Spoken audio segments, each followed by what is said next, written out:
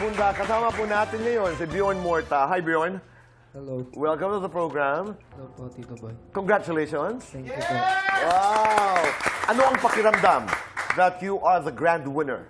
I'm happy. I'm happy naman po. But Uh-huh. sad at the same time because my fellow grand finalists didn't, won. They deserve to win as well. That's right. Oo, pero ikaw ang napili ng mga inampalan. Yes. Pero, at saka 14 stars out of 15. Opo. Wow! Almost perfect. At yung pumangalaw naman ay 13 stars. Tama ba ako? How was that? I mean, how tough was this contest? We discussed season na ito. Choosing the last two finalists. Was tough. Yes. We had discussions, Kuya Boy. Kasi what are the pros and cons?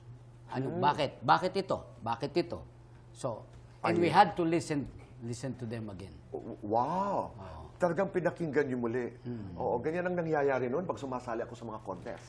Oo, mahirap sila makapag-desisyon.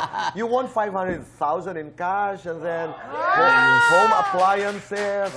Yes, Wow, and many others. How excited are you about your career? I am excited, but I'm gonna be making songs already. That's good. I have three singles already, and I'll be recording them and releasing them soon. Okay. Bakit si Bjorn?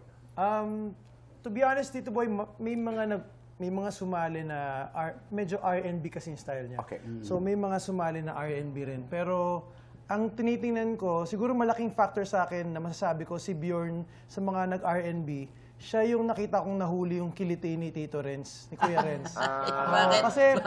Kasi alam namin lahat na super taas ng standards ni Kuya Renz. Of course, being a multi-platinum recording artist, during the time na music wasn't really that easily accessible, wala namang streaming platforms. Ngayon, streaming platforms, 150 a month. Dati, cassette tape. Ang hirap parang mag-ganon. So parang that's why parang ginagawa kong batayan is pag nakita ko na medyo kinilig si Kuya Renz, may part sa akin na meron siya. And I can say na sa mga nag-R&B, si Bjorn yung, nung nakita ko yung reaction ni Kuya Renz, sa loob-loob ko, sa wakas may nakapasa ring R&B kay Kuya Renz.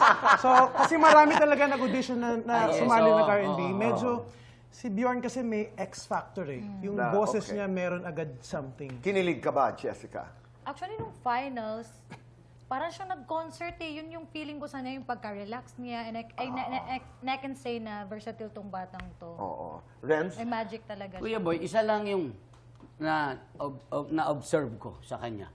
Natural.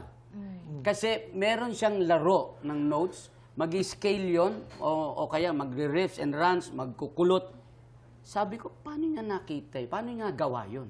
So, sabi ko, iba ito. Kasi natural sa kanya, yung iba kasi, alam mong inaral. Right. It comes out from him. At saka ang napakaganda, minsan inaaral, pero pag pinerform, parang hindi inaral.